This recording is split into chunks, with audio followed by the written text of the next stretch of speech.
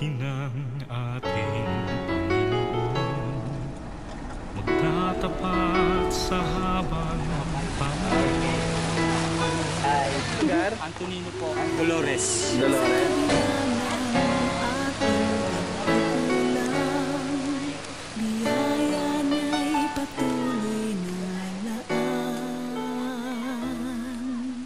Katulad ng pagsinag ng gintong araw, patuloy siyang magbibigay tanglaw. Kaya sa puso ko damdamin, katapatan niya'y aking pupurihin.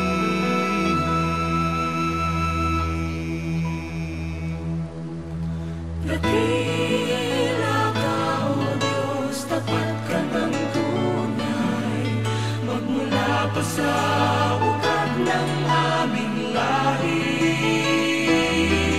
Mundo'y Awit, Kapitulo 150, talata 1 hanggang 6. Purihin si Yahweh sa banal na templo. Ang Diyos ay awitan, purihin sa langit. Ang lakas na taglay, siya ay purihin sa kanyang ginawa. Siya ay purihin sapagkat dakila. Purihin sa tugtog ng mga trompeta, awitan sa saliw ng alpatiran. Sa tugtog ng tambol, magsayaw purihin. Mga alpat-plauta, lahat ay tugtugin. Ang Diyos ay purihin sa tugtog ng pompiyan. Sa lakas ng tugtog, siya ay papurihan. Purihin si Yahweh ng mga nilalang. Purihin si Yahweh. Hallelujah. Let us worship the Lord. Hallelujah. Purihin ka, Panginoon. Hallelujah, Jesus. Tunay kang mabuti, Panginoon. Hallelujah. Panginoong Diyos, Amang mapagmahal, tunay nga po na mabuti ka, tunay na ikaw ay tapat at hindi nagbabago sa iyong mga pangako. Panginoon, sa hapong ito, pag pinupuri ka po namin, samahan mo ang bawat isa sa amin ng iyong banal na Espiritu. Bigyan mo kami, Panginoon, ng kalakasan. Ikaw ay narito, Panginoon. Lord God, tunay na ang oras na ito ay niaalay lamang namin sa iyo. Pagpalain mo ang bawat kaluluwa na naririto, Panginoon. I sing praises to your name.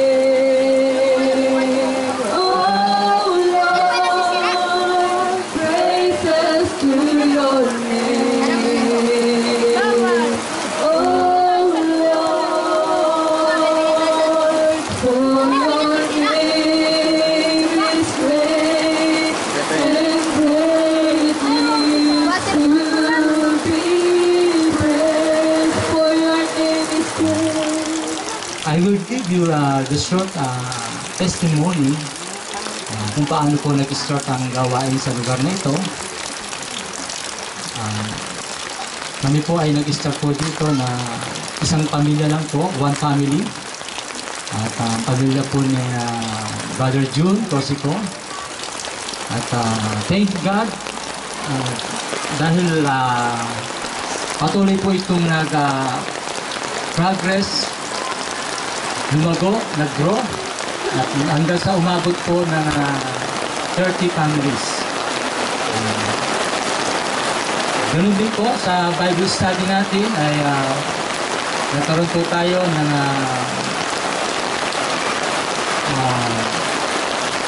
30 Bible study sa lugar na ito, kung saan marami pong tumanggap sa ating Panginoon Jesus.